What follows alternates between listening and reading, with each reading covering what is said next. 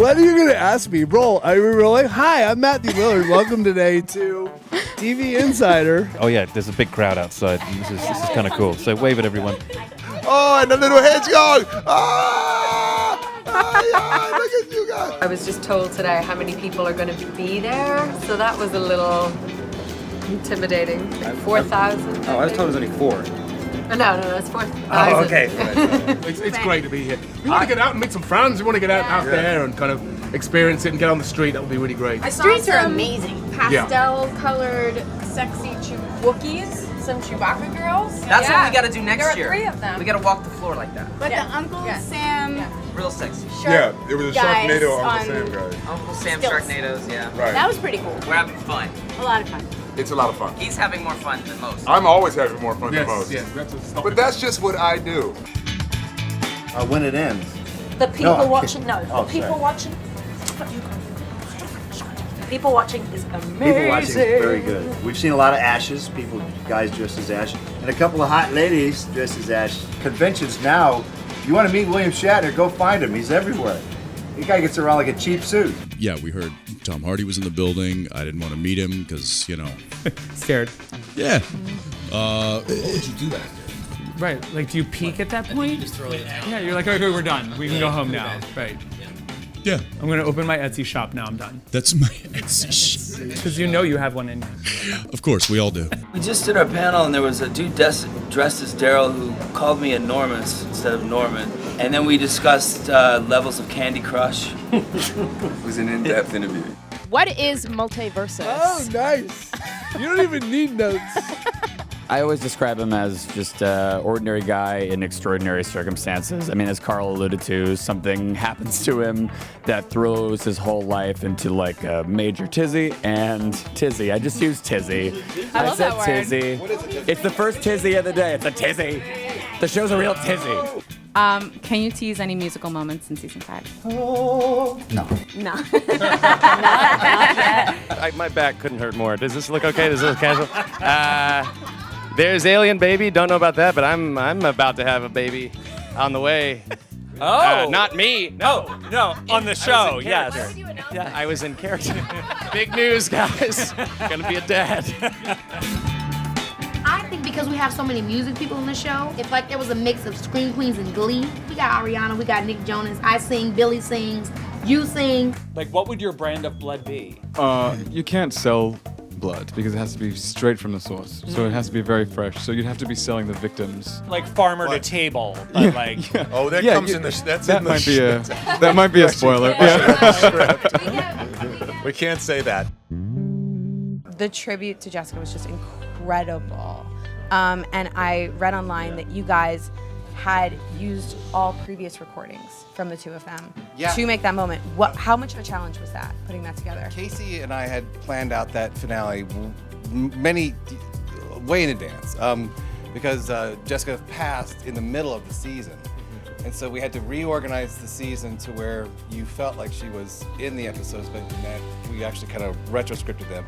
And then we had an early idea for the finale, and that came together really nice to Casey. Yeah, absolutely. I knew it was hitting the right tone that we wanted to hit when I described it to someone, and over the phone they were crying.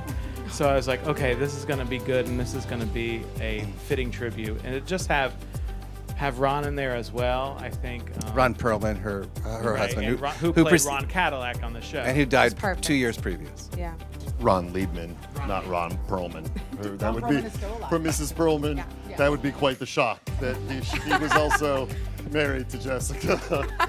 If she really were married to the original Hellboy, I would be so impressed.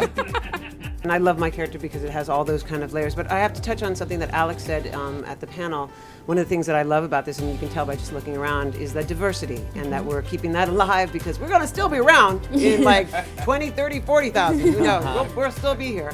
And that's something that really, the original was, broke barriers because of that. It was the first time I saw someone who looked like me on camera and on television, and that the world saw that, and it's important, and I thank this man for bringing this, so that we can continue that, and keeping our diversity and inclusiveness, and giving you, some exciting, fun stuff to watch and cheer us on or boo or whatever. But I think it's going to be really universal. People are going to love this. Okay.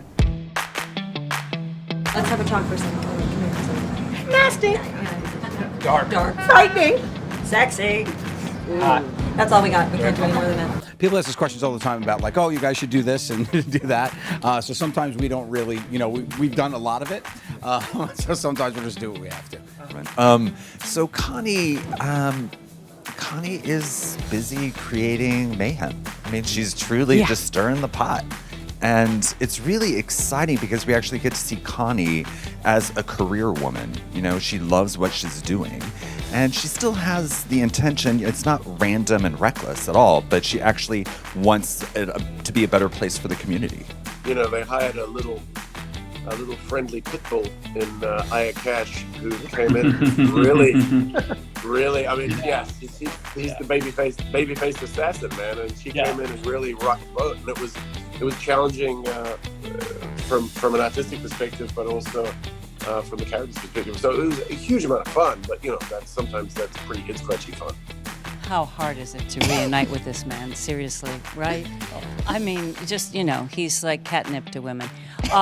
But anyway, it was... Life is like a hurricane here in Duckburg. Lasers and a blaze. It's a Duckburg. It's all a mystery. Right history. Oh, DuckTales. Like a month after our show aired, it was Halloween, and this little girl came dressed as my character, not knowing that I lived there. They were making their way down our street and went to a neighbor's house, and the neighbor was like, "Oh my gosh, you're dressed as Richie from down the street." And they were like, "No, I'm dressed as Pete from Ghosts." And they're like, "The actor lives right there." So she and her mom lost her mind when they came to my house. It was very cute. So I went to wine country for the first time because Ghost, now I got a little coin so I could go do stuff. And we went to Sonoma County. I was doing a wine tasting. And the waiter was like, "I love you," and Ghost. And I was like, "Thank you so much."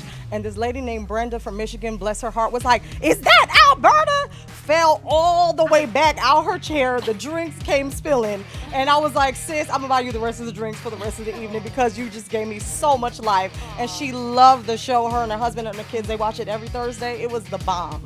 The integrity of the storytelling does sort of lend itself to a very specific journey.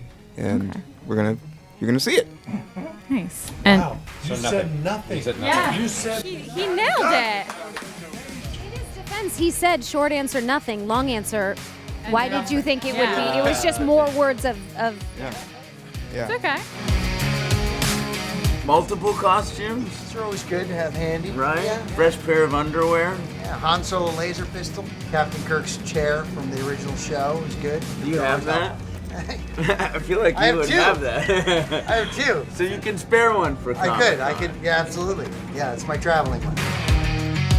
Comic-Con is sparsely populated and probably non-existent. We would have to create our own Comic-Con, Yeah. and someone would have to start writing comic books right away, which is not a bad idea. I think That's true. Carol That's should true. start making some comic books, maybe. Essentially, you do. I know I do. Season 3, the Comic-Con season. Hey, Yeah. thanks for that. Well, all I'd like to say to the fans is the only reason that I am sitting here is because of you. Your love for the show and your outpouring on social media and the consistent kind of support from you, it buoyed us to really go for this. And we wouldn't be here without you, and I hope that we don't disappoint you with what we bring to you this season. Thank you so much. You are part of the Lucifer family. Thank you. I'm Natalie Dormer. I'm Maisie Williams. Hello, I'm John Bradley. I'm Clarice Van Houten. I'm Liam Cunningham. Hi, I'm Alfie Allen. Hi, I'm Sophie Turner. Hi, I'm Hannah Murray.